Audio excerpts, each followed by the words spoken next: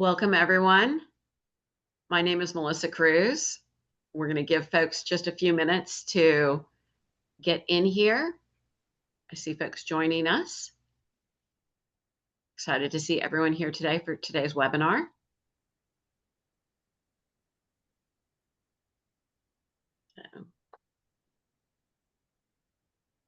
All right, and I still see folks joining, so we're just going to wait a couple more seconds.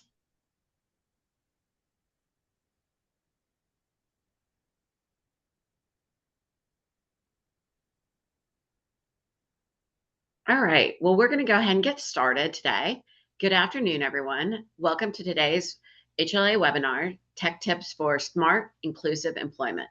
Thank you for joining us today. My name is Melissa Cruz, and I'm HLAA's Chapter Engagement Manager, and I'll be starting us off today. I'm going to start off by giving you some tech tips. The webinar today is being live captioned, and to see captions on the webinar, you need to click the CC icon and click on Show Subtitles. You can change the font size in the subtitles setting. The chat feature is going to be available for technical issues and panelist communications only today. We'd like the participants to please use the Q&A icon to ask questions. We'll be using this to facilitate questions and answers after the presentation. If you've joined by computer, the presentation should be in side-by-side mode. Your slides are on the left and the panelists are on the right side in a gallery view. You can change the size of your side-by-side view by hovering between the two screens and moving the gray bar to adjust to your desired size. If you've joined by a mobile device or iPad or phone, your view may be slightly different and you may have to scroll between the views to get to the desired one. Just a quick disclaimer that HLAA does not endorse any products featured in this webinar. HLAA is providing an educational opportunity to learn about new products and opportunities in technology and how they can benefit people with hearing loss. Now I'm going to be turning the webinar over to the Employment Task Force Chair, Michael Noble. Michael, thank you for joining us today. Excellent. Thank you so much, Melissa, for such a great introduction. And first of all, good afternoon and happy fall to everyone. We are officially in the fall/holiday season, my favorite time of the year. So as you can see on the slide, this is the HLAA Task Force for Accessible and Inclusive Employment. And as you can see, we have amazing team members, all comprising of the task force who have very different backgrounds, but bring so much great and enormous expertise and knowledge and really advice and guidance to our task force so that we can help you also succeed in your respective roles and backgrounds. So really our goal is to help people with hearing loss, their employers and allies towards more accessible and inclusive workplaces and employment opportunities. And all of those things, our goal is to make sure it goes towards increased career satisfaction and success. And as you saw in the previous slide was my email address. So if you have any questions or would like to learn more or become a part of the task force, feel free to shoot me an email at michael@josnoble.com. And one thing I want to really highlight here is we have a ton of great resources that really has been the culmination of this task force amazing work over the last several years. And we have contributed blogs, guides, things of that nature directly on HLAA's website. So simply go to hearingloss.org/employment. We would love for you to check it out. And to the next slide. Now I'm going to turn it over to Kelly, and I just want to give her a special shout out because of her. We have this amazing task force. She was one of the original sort of brains behind this task force. So we're super glad to have her not only as part of the task force, but moderating this very webinar. So Kelly, I'm going to turn it over to you. Oh, thank you, Michael. And I equally am proud to introduce our panel members today, starting with Michael, who you've just met, who's the current task force chair, but he's also vice president of the global marketing for Senzime, a company in Sweden that's headquartered in Sweden. And also Sara Sable-Antry, who's a chief sales officer for Bellman Symfon that you might be familiar with, again, also based in Sweden. So we have a strong international representation here, even though our guests are calling in from our backyards in the United States today. I also want to introduce Tina Gonzales Childress, who many of you know. She's our go-to tech guru. Not only is she an audiologist, she's an adjunct instructor to many schools and former educational audiologist. And together, what we did was really solicited questions from our community. Hopefully your question gets answered today, but if not, you've got the Q&A opportunity in the chat area that you can post questions and we'll try to get to them. We're going to spend probably about half of our time, half to 3/4 of our time answering some of these questions, but then also open it up and leave some time for any new questions that have arisen through the conversation today. So as I invite our panelists to talk and answer some of these questions, we'll go through that section first before entertaining any new questions, but feel free to type those in as we go, even though we won't address them till the end, if that's okay. So to start our panel today, I'll just set the scene in the sense that all of the technology and the tips are going to be helpful today, but without a sense of empowerment and an approach of how to self advocate for yourself, whether it be in the home or the workplace. It really starts with taking the initiative. And many of our webinars in the past have addressed really important questions about, when do you disclose the fact that you have hearing loss, or when do you feel comfortable to ask? And so I really encourage you to visit some of those past webinars that you can find on our website. But today, let's at least initiate the conversation again, revisit some of those points, and we'll then segue into some of those tools and some of the newer technology that you can ask. So, Michael, starting with you, when we're trying to take the initiative, how can employees confidently start a conversation about accommodations, whether it be captioning and assistive devices, whatever it is, without the fear of retribution or any type of stigma associated? So, what are your feelings on that, and what is your advice? Yeah, I love that question. And, it's been interesting at this stage in my career. I've been on kind of both sides, on the requesting side and also the one that's receiving the request. And so I look at it from both perspectives. When I was much younger, I was a little nervous, if I'm being totally honest. It's like, okay, if I'm interviewing for a job or interviewing for like a role of a club at the school or even in a workplace, will they perceive me as something different or maybe not as capable? And so what I have learned over, through time and of course with experience is turning that into actually an advantage. It gives you a different sort of world experience and different way of looking at the world. And, as a result of having some of my hearing loss, I have an even heightened, attention to detail, things like that. So I try to reframe the conversation from a negative to actually a positive. I think that's the first key thing. The other piece, especially in an employment situation, is tying back to, okay, these are the things that I want to make sure that I'm putting my best foot forward, specific to the job roles and duties. And so when you can tie those connections of how it's helping you perform to the best of your abilities, it makes it a lot easier to say yes to. And again, you're tying back to how you're contributing and putting your best foot forward for the role in the company. One other thing too that I absolutely love, like in the case of captioning, is it may benefit more than just you. So for example, we're in this crazy new world, especially post-COVID, where we're all on tons of virtual meetings, whether it be on Zoom, Teams, WebEx, you name it. And when you ask for captioning, especially in this age of AI, it helps even more people. It could even help those with where English is not their first language. I'm on a lot of international calls.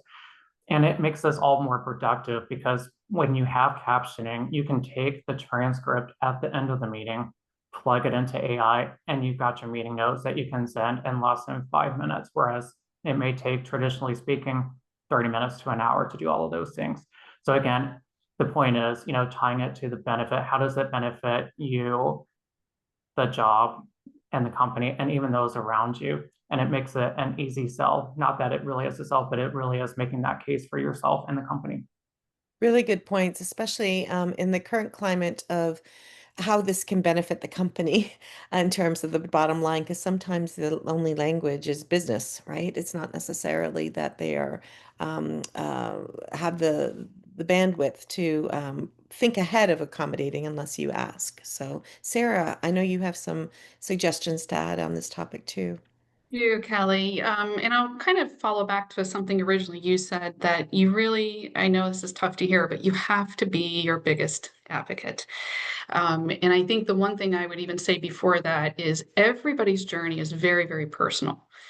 So a hearing impaired person can't think that the person sitting across from them that's hearing impaired has had the same journey and has the same needs, which really goes back to that advocacy. I'll share with you yesterday. So we're based in North Carolina. You're right, we're a Swedish company and our US headquarters are here. And I was at the North Carolina Relay Equipment Technology Program conference. And what I loved about it is there were numerous government agencies, there were numerous vendors, but that's where a lot of the local residents came in. And it was all walks of life. It was people who had been wearing cochlear implants for 30 years. The one that really stuck with me was a woman who had sudden onset hearing loss about 2 months ago and lost almost everything in 1 year exactly. So her emotional journey was very open. And what had just happened to her was she was using AirPods in the hearing aid mode, and TSA was making her remove them. So there's a lot to unpack there, right? And so part of it is knowing what you have a right to. And I really think there's a lot of local agencies that are there to support you. So I would definitely recommend looking at your state Department of Health. And on their website, you're going to find a division of deaf and hard of hearing services.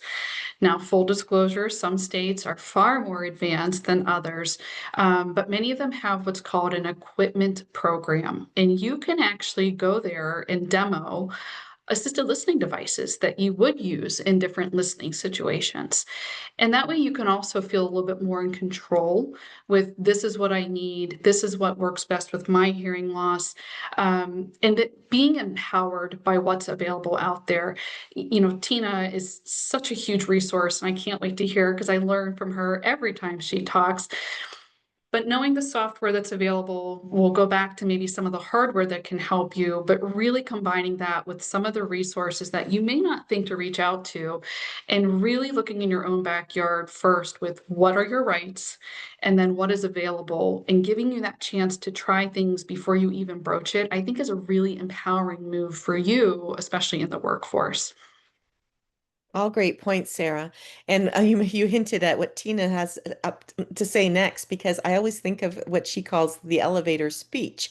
It's not necessarily the elevator speech to say, hi, look how great I am, and trying to get a promotion at work. But we also have to think of elevator speeches as exercising and practicing them ahead of time to help make advocating for ourselves a little more automated and a little easier.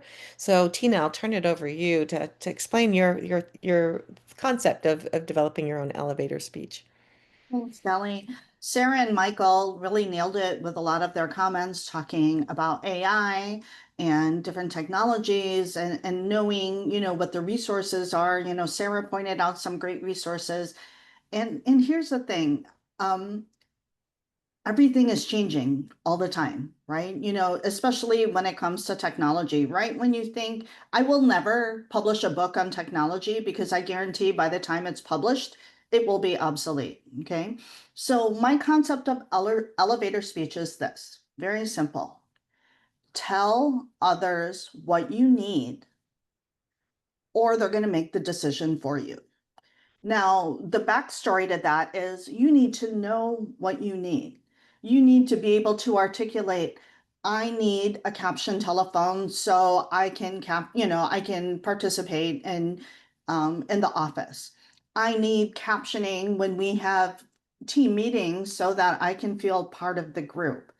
And by being able to articulate that, but first you need to know what you need, and that's why it's so great that there are opportunities for you to try demo equipment, like Sarah pointed out. There are tools out there that we can use so that when you are ready to disclose, talking to Michael's point, then you have that speech ready, but you have to do it, because if you go into a situation and you say, I'm deaf, they're likely going to assume, there's three types of accommodations, basically. There's assistive listening devices, there's captioning, and there's sign language interpreters. And I guarantee that captioning is not on the radar of as many people as you would think. I mean, those of us in HLAA, we get captioning, but there are still people out there that they think the only two options are interpreters or assistive listening devices. So let's keep talking about it. Let's keep learning about it. And that way, when you need to request it, and I will say request, not ask. Okay. When you ask, they can say no. When you request it, it's a little bit more assertive. When you're able to do that, it will go a long way because then they don't have to guess either. They know exactly what you need. Following up on that, Tina, can you give us some examples of the technology you see at work for the various people you've worked with and for yourself? Oh my, I have a whole list and I like to make lists and I have a list of my lists. I would say in the workforce, I mean, things like text and email really go a long way. It's important that your team members understand that you would prefer something written as opposed to just being able to call on the phone, unless you have a phone captioning app that works well for you, that might be an option.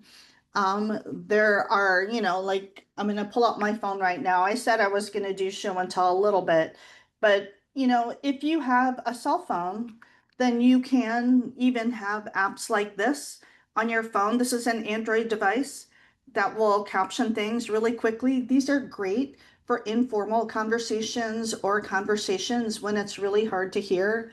iPhones also have something like that.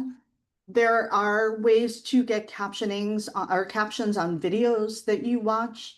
There's just lots and lots of things. And then, of course, there's hearing assistive technology that's out there, ways that you can connect your hearing aids or cochlear implants or bone anchored hearing devices to hear better if that is your preferred mode of communication. You can ask for someone to help you take notes. And, back to Michael's point about AI, there's lots and lots of tools out there now where you have AI listening to the conversation and generating notes for you. And then, it could be as low tech and as saying, hey, I work best and communicate best if you face me when you talk. I have lots of little mottos. So one of them is eye contact before ear contact.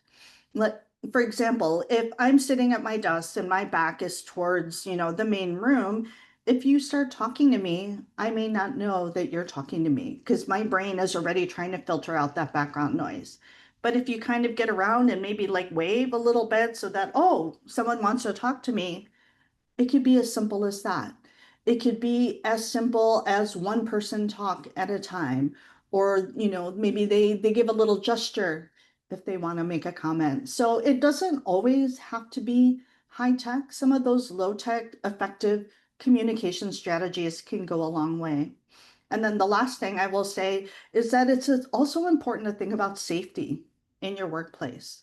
Do you know where the fire alarms are? Do you know if you're going to be able to access them, with some kind of strobe light or vibrotactile kind of notification, because that's also a really important concept. Great, great. Now, Michael, going to your perspective now as someone whose work takes them on the road, what kind of strategies and advice and technology do you want to share that's in your ecosystem for communication aids? Yeah, absolutely. Yeah, I travel a lot, almost 50% of the time internationally. I think I've left the country at least 10 times this year. And I will say probably my worst enemy in traveling is noise. And when I say noise, I'm talking about when I'm at the airport and, they're blasting those over intercom messages and it just sounds like a bunch of muffled, gargled noise. And so if I'm struggling to hear instructions, especially at the gate, sometimes I'll go up to the gate attendant and say, hey, the hearing loss, if you need to call my name or what have you, just kind of wait to me. I'm going to be standing right here in this little spot. Or sometimes you can even request like pre-boarding if it's hard for you to follow. And then once you're on the plane, Also, those over intercom systems on the planes are terrible. So if they're making safety announcements or over the intercom announcements, it's always a good idea to tell, the head purser or the flight attendant, that you have hearing loss. To Tina's point, it's all about your personal safety. But one thing that I have found that really helps a lot is I have this mini mic, and a lot of cochlear implant brands or hearing aid brands have versions of this, and you can plug it into a headphone jack. And if you plug that into the entertainment built-in TV, oftentimes the overhead announcements go through that same audio jack. So that has really helped me a lot. I also love the mixing ratio if I want to be able to clear out background noise, especially if I'm in the noisy airport, or I just want quiet music time on the plane and no crying babies. You can adjust the mixing ratio, usually on your hearing aid or cochlear implant app. The other thing as part of travels is doing business dinners, which could be local or it could be abroad. And sometimes that can be challenging. And I have been trying to be my best advocate. So my better hearing side is right here on my left side. So I usually try to get preferential seating, meaning, okay, I want to orient everyone kind of more on this side. The other thing too is if you're in a really noisy environment, usually hearing aids and cochlear implant sound processors have beamforming technology, meaning that it's going to say, okay, I need to filter out all the noise behind me. So try to position yourself where the noise is behind you and use your noise programs. So when you have all of these little tips and tricks, combining both advocating for yourself and using various technologies, it really creates a winning situation that can help you conquer all of those challenging, noisy environments when you're traveling. And Michael, you mentioned traveling internationally. I'm always surprised that sometimes I end up in countries that are more accessible than what I'm used to in the US. So for So example, true. taxi cabs in London have loops, have telecoil compatibilities and things like that, which is so refreshing to see, and that makes you want to come home and to advocate even stronger to have more public spaces hearing friendly. We did get one question, Michael, if you could show your device again and describe the name of Oh, it for one of our listeners. yeah. So maybe you can tell the brand name and describe it a bit, what it does. Yeah, absolutely. So this is a cochlear brand. I have a cochlear brand, cochlear implant. But this is actually licensed technology from GN Resound. So it's the exact same from both sides if you have hearing aid or cochlear implant. And what it is, it has a built-in microphone, so you can use it in like a noisy restaurant, or if you're driving, you can clip it on the person next to you, and it sounds like they're talking right into your sound processor or hearing aid.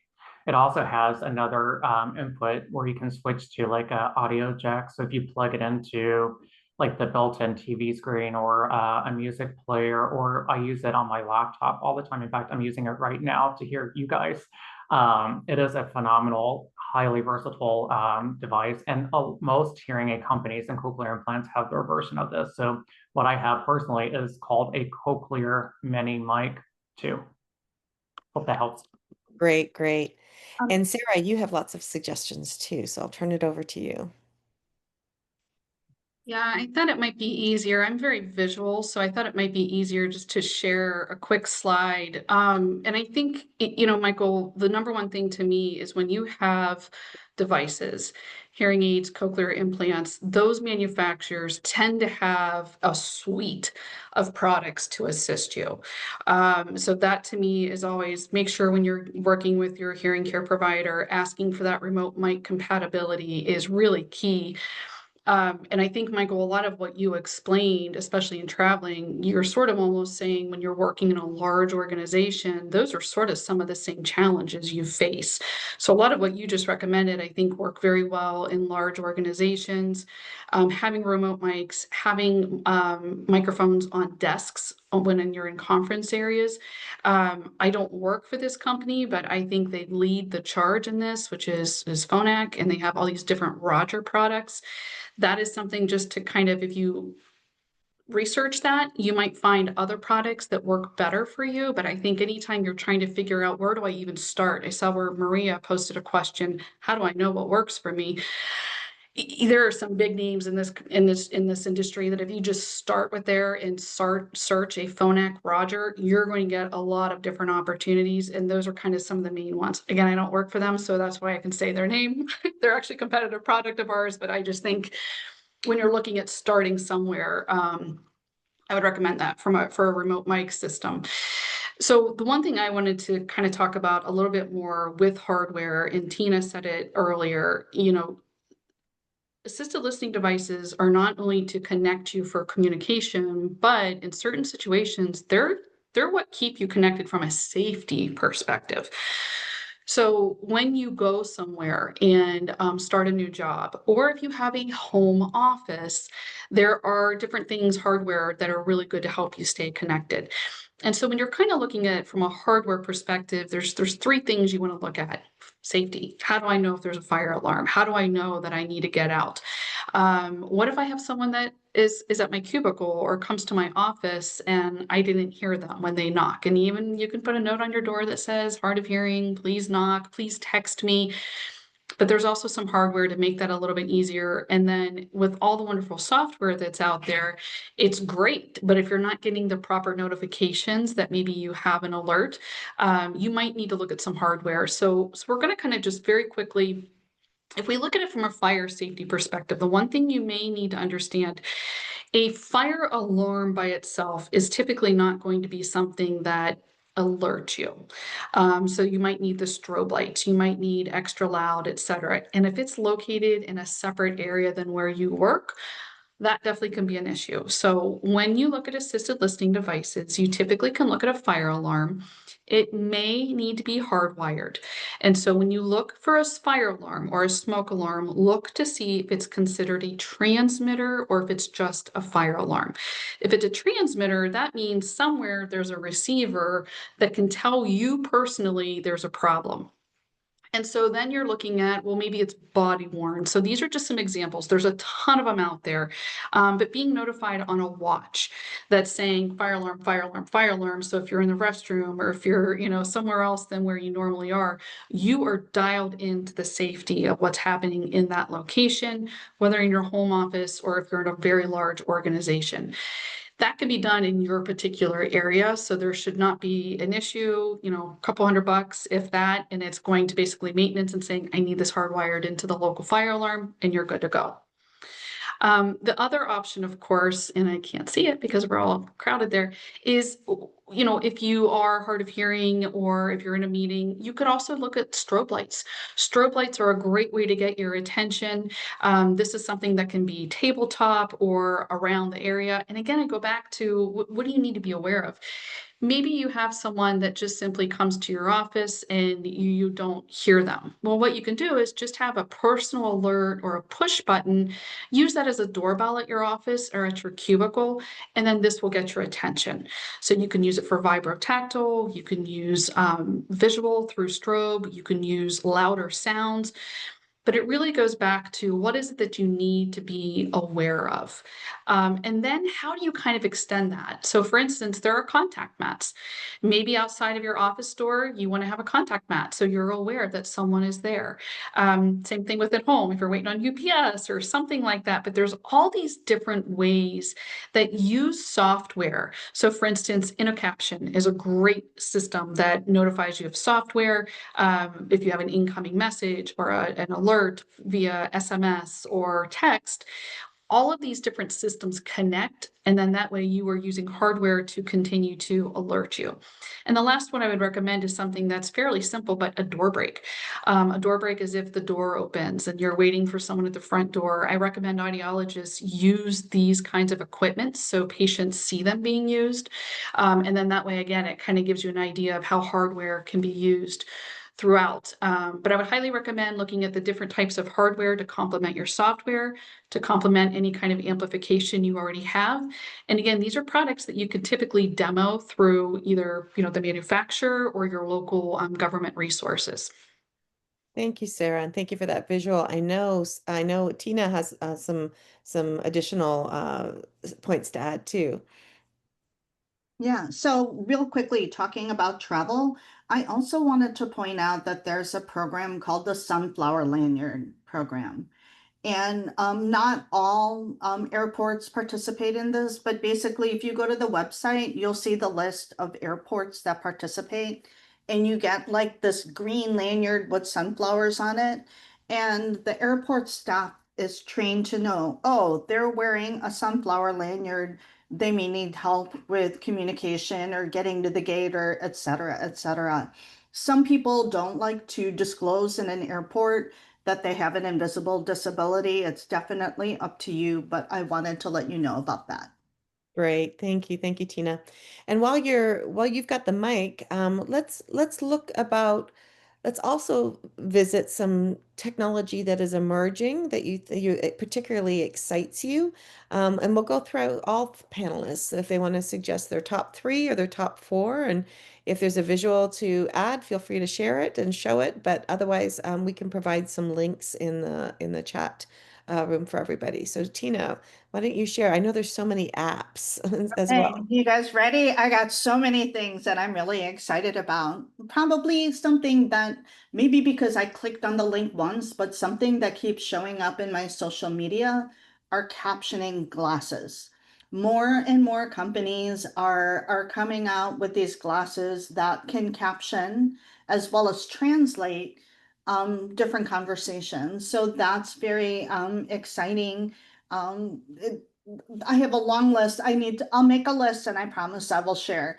But there are things that are coming. I also want to let you know that there is a new product that's coming out called Bridge.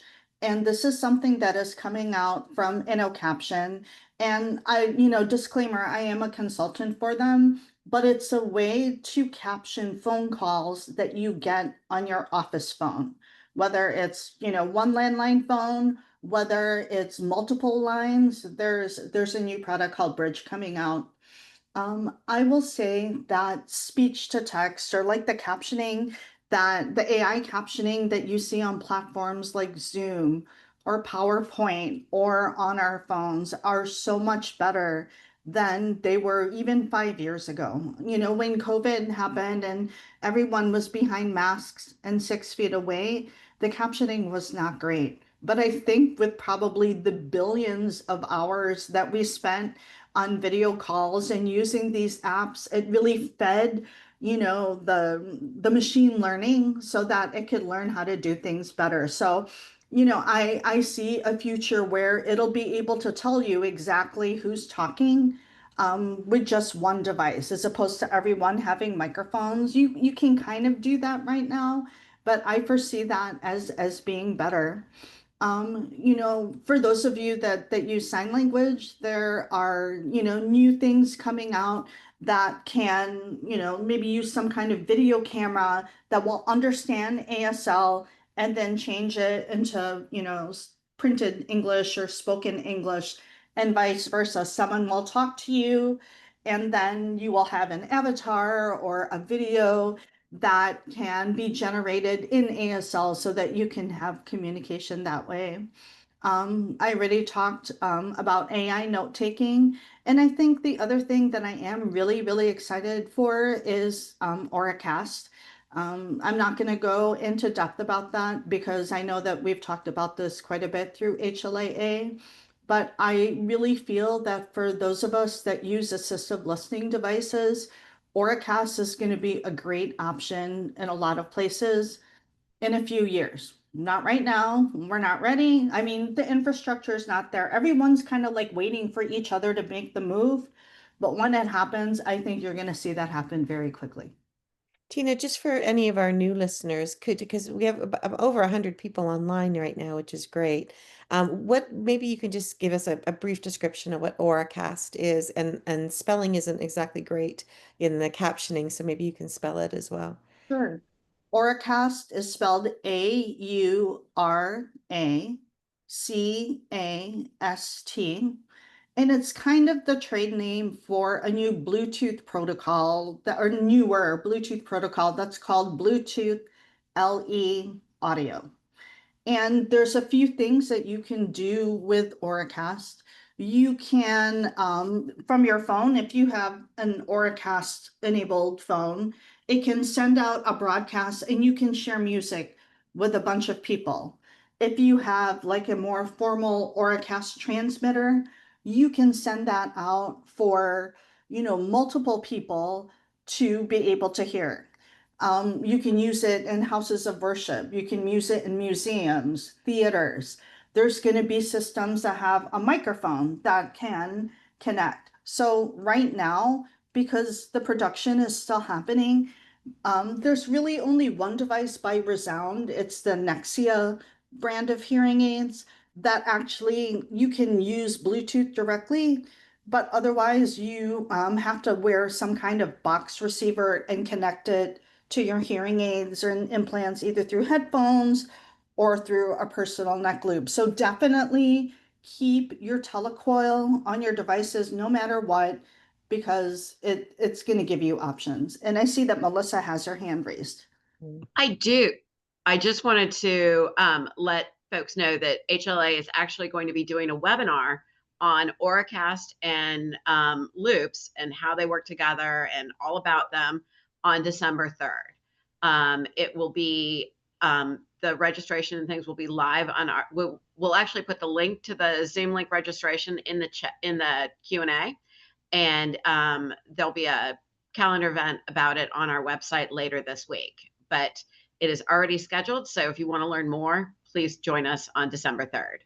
Great. Thanks, Melissa. And Tina, I invite you to share. You can even upload if you want your list to the chat room if as an attachment, I think, or we can share it through Melissa as well when you're ready.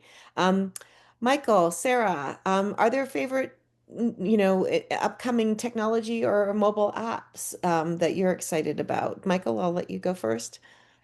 Yeah, well, one of the things that I absolutely love more and more is similar to what Tina showed earlier on her phone, is the captioning on your device. So I'll give you an example. I was in Budapest back in, I think it was April, and we had people from, I think, 15 different countries. So as you can imagine, you're in this one big room.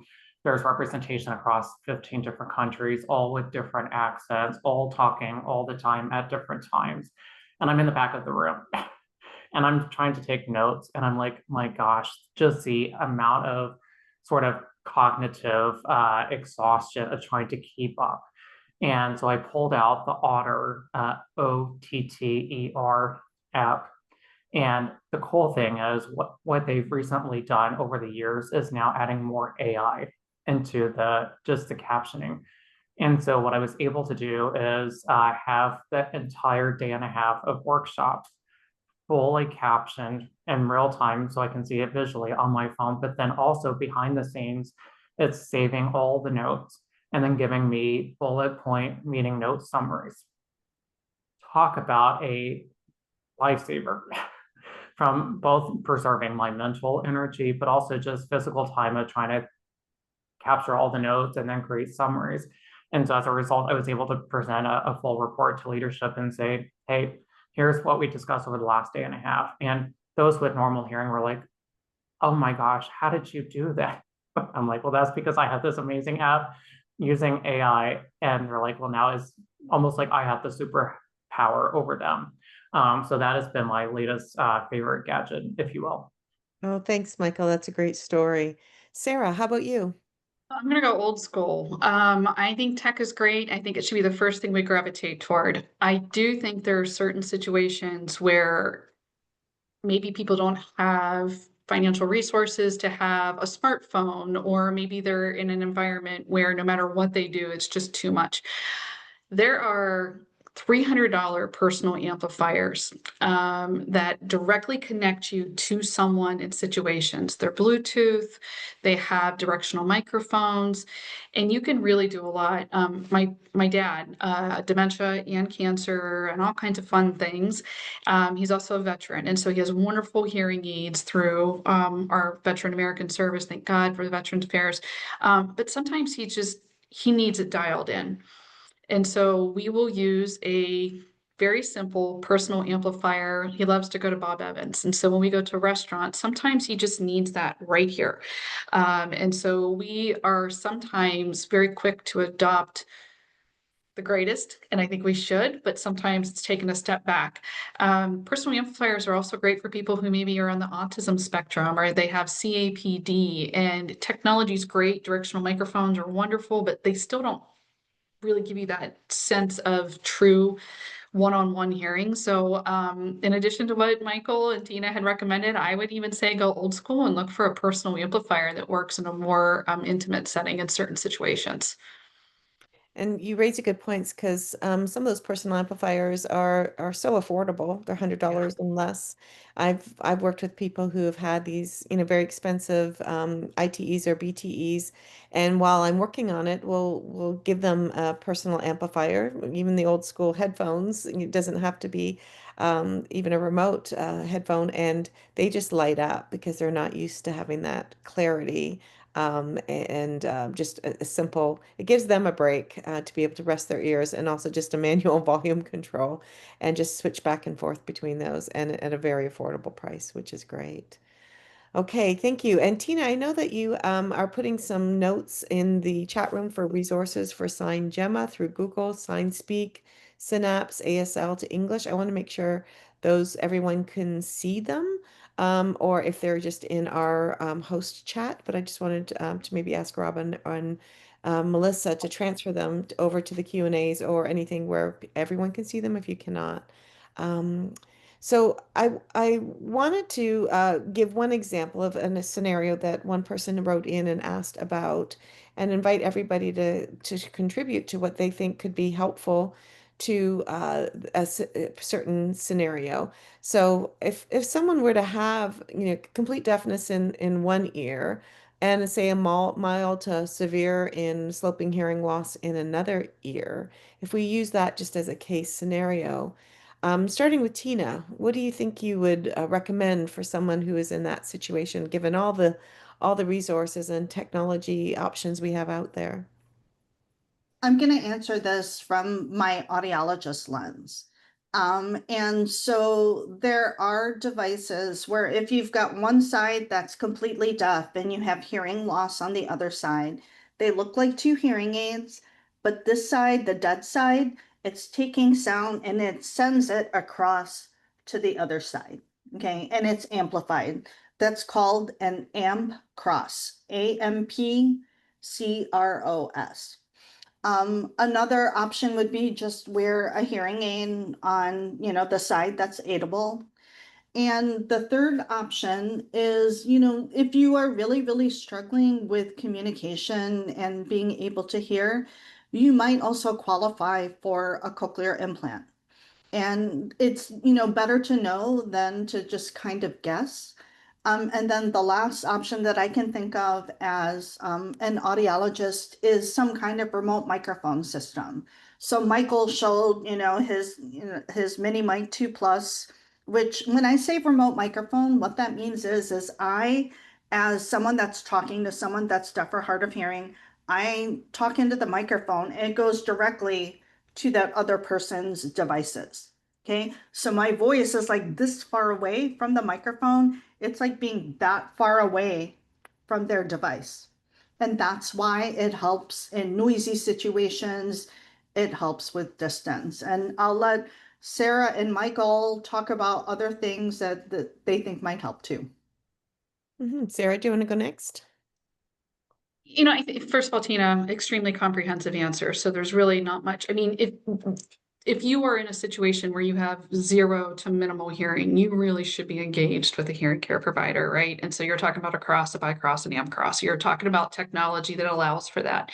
But that also means, and Michael spoke very personally about that is his situation. He does have one ear that's better than the other. And so, seating yourself in a situation, that is an absolute discussion with HR.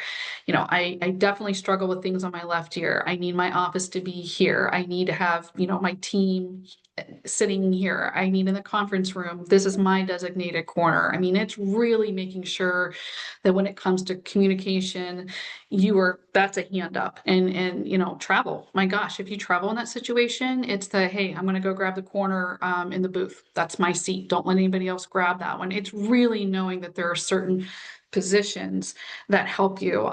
Definitely understanding again where you're sitting in conference rooms. This kind of environment would be tough for someone if you're on a panel, right? So just really being able to advocate and make sure that, again, I like a technology, I like software, and I like that personal advocation. But I find that get the job. And then when you go to HR, most people are very keen to help, but you do need to know this is what makes it easier for me. Of course, there are regulations in the government that permit that. They have to do that, right? I mean, I saw some comments where I had a bad situation. I had, and that can't happen. You got to escalate. You got to ask for more. But I do think there's just a practical point of I could do my job much better when I'm fully engaged. And for me to be fully engaged, I need X, Y, Z, and just being very confident in how you advocate for yourself. Use software, use hardware, and use communication strategies. Great. Thank you.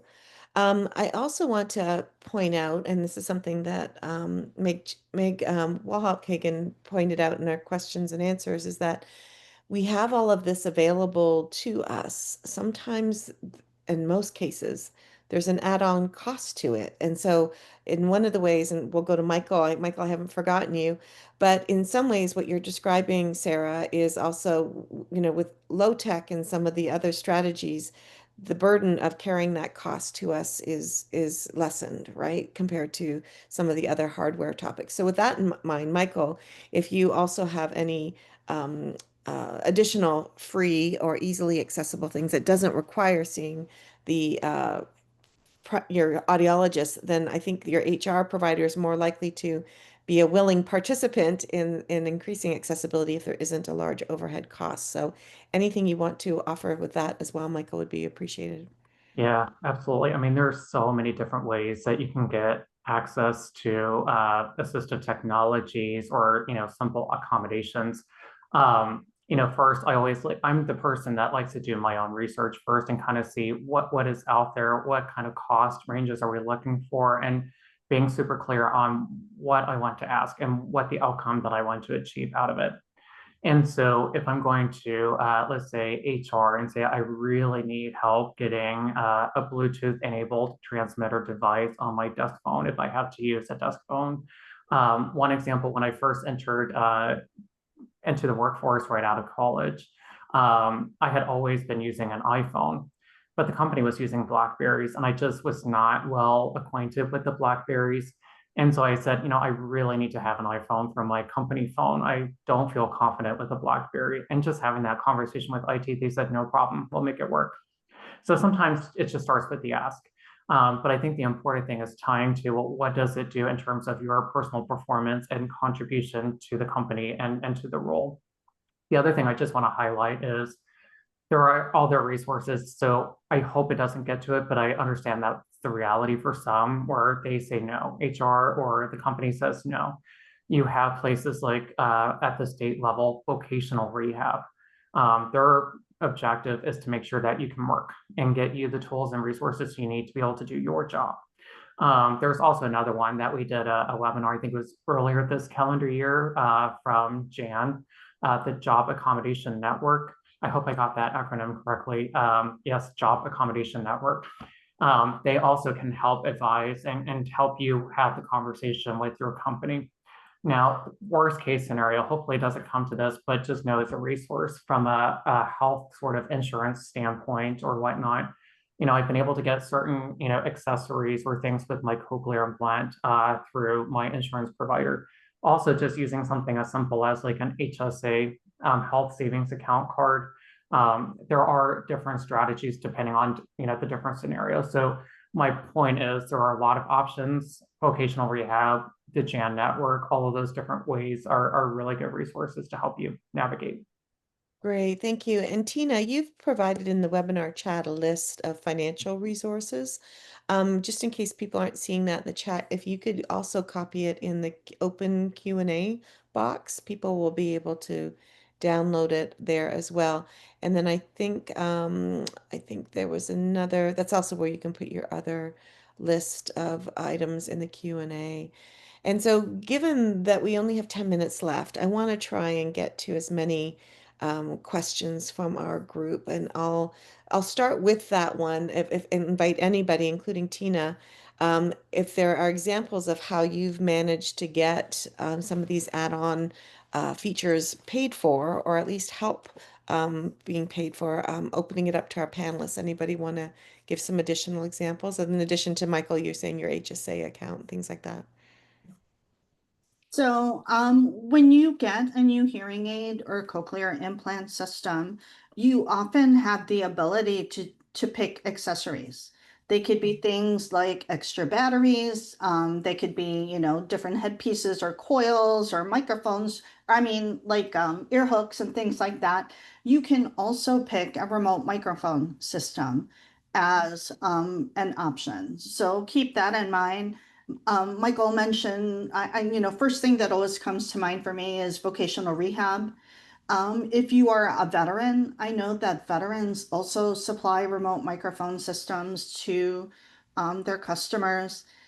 In terms of work, keep in mind, it's also your right under the ADA to request these systems as an accommodation.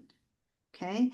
And it would be up to your employer to actually purchase these systems. And they might have to do that through an audiologist. And, you know, there's different, you know, hoops that they might have to jump through. But if you're part of a larger organization where there's more than 15 employees, and this is what's going to work best for you, you have the right to make that request as an accommodation. I can't think of anything else. And there, you know, there are also Facebook pages where people are also selling their remote microphone systems that they're not using anymore. For example, I just saw someone, they had a Roger on microphone system that retails for about 2,000. They were selling it for 650. So, you know, of course, caveat emptor, you know, buyer beware. You never know what you're buying when you're on the internet as well. But there are options out there, and the link that I posted has some other things, like different philanthropic organizations can sometimes help you as well. Great, thank you. Michael, Sarah, does anybody else want to add anything? I didn't hear this term, and if I missed it, I apologize, but vocational rehabilitation. So I don't know if we talked about that, but all states have a state vocational rehabilitation, and sometimes you might need to have a letter written by your audiologist and also your HR department. But you know, having that type of information ready to go for someone to submit on your behalf, always try to look at your vocational rehabilitation departments as well. Oh, I came up with two more things. Sarah mentioned the technology access programs that each state has. I know at least in Illinois, where I live, you can actually borrow a remote microphone system for a little bit to see if it works. And then if you can use that to prove to your employer that that works, that's a good way to do it. And then also contact your state deaf and hard of hearing commission, because they may also have some resources in terms of information. They don't fund things, but they might have information to share as well that's local to you. Wonderful. And while we've got a few minutes left, Sarah and Tina, if you have any of those links handy, feel free to put them in the Q&A chat as well. Michael, do you have any other suggestions for financial assistance? No, I think we've covered it all. You know, there are some nonprofit organizations out there. If you do a quick search, I don't remember all the names on the top of my head. But if for any reason you have exhausted all the options that we just mentioned, whether it be vocational rehab, the JAM network, or working with HR, your insurance provider, you know, there are some nonprofit organizations that try to help those with hearing loss. So, just doing a simple search for there. And I think the most important thing in those cases is demonstrate that you've exhausted all options and how you really need to have access to XYZ thing you're looking for to help do your job. So make sure you really document and build that case for yourself. But I think that the takeaway is if one door closes, there's always plenty of other doors that open, and definitely Google or ChatGPT is your best resource to find out where those resources are located. Wonderful, thank you. I've got two questions that are similar. Melissa Lamboy was asking about where you could buy assistive technology equipment. So Sarah, you were mentioning like the personal amplifier. So there's different brand names and there's different catalogs and there's different websites that people can go to independent of an audiologist. And then also Jonathan is asking the same thing about, where do you get the glasses and these caption glasses? So if Michael, ask you to list some of the vendors, and if you both can put in, and Tina as well, some of those URLs or links so where people can independently look for assistive technology, that'd be great. So does anybody, Michael, do you want to jump in about any of those products that you particularly find? Again, we're not endorsing, but these are just personal experiences that you can choose to share. Absolutely. Yeah, so for like the cochlear mini mic, how I got that was, as Tina mentioned, it was in my upgrade kit. I could choose one accessory, so that's how I got that one. Now for a fire safety alarm that I use at home and some other related type accessories, I purchased it through what is now called Diglo, Diglo. It used to be called Harris Communications previously, because I'm all about making sure that when I take my sound processor off at night, I can at least hear fire alarms or anything. And they have both travel versions as well as home installation ones. And then one thing, believe it or not, Amazon, I have purchased a travel alarm wristband because the Apple Watch is not powerful enough to wake me up. So I bought something called the Cool Fire. I think it was like $20 or $30 on Amazon. It's a great portable travel alarm system. So those have been my go-to places for assistive technologies. But yeah, Tina, I'm sure you've got plenty of locations. I was gonna definitely mention Diglo. Halhen, HAL-HEN, is another vendor. And what I recommend is that, those are two great places to see what's available, very, very specific to the deaf and hard of hearing community. But shop around. Sometimes it's less expensive on Amazon, sometimes it's less expensive on the website. Because unfortunately, if we need a fire detector, I can't go to Home Depot and buy one for $30. Ours costs like $200. Oh, and along that, contact your local fire department, because sometimes they sometimes they get a grant where they can distribute and install fire detectors and things like that, and also Red Cross, American Red Cross. You might see if they're participating in any kind of program for that, for home safety. Great. And Sarah, I'll leave the last word to you because we're going to sign off and say thank you if you have some suggestions. And I'm also noticing in the chat there people are suggesting the Lions clubs, and I think someone asked about apps for sign language. If you see that, Tina put some links in there for you and some names for you there. So Sarah, any closing suggestions? I think it's what everybody said, as far as look online, look for different resources. Buying direct from manufacturers, you tend to get the best price versus the markup from third parties. Look at things for warranty, look where where they're coming from. But I would say also, if you're close to a university speech and hearing departments tend to also have fair priced equipment. They're not looking at making giant markup on certain things. So don't forget to use your community speech and hearing departments, your university speech and hearing departments. And it's just what I said initially, it's a personal journey. So just get comfortable asking a lot of questions and being your own advocate. Great, thank you. Well, on behalf of our panel and everybody, and Melissa, I'll turn this back to you. We want to thank you for joining us today. If you had any problems with your connections today, or we were going too fast and you want to take notes, you'll have an opportunity to revisit this webinar online as a recording. So Melissa, perhaps you can provide some information on that as we say thank you. Yes, thank you so much. Thank you everyone for doing this. Thank you to Joe, our wonderful captioner. This webinar was recorded and it will be sent out along with the various links that were in the chat to people who were requesting them.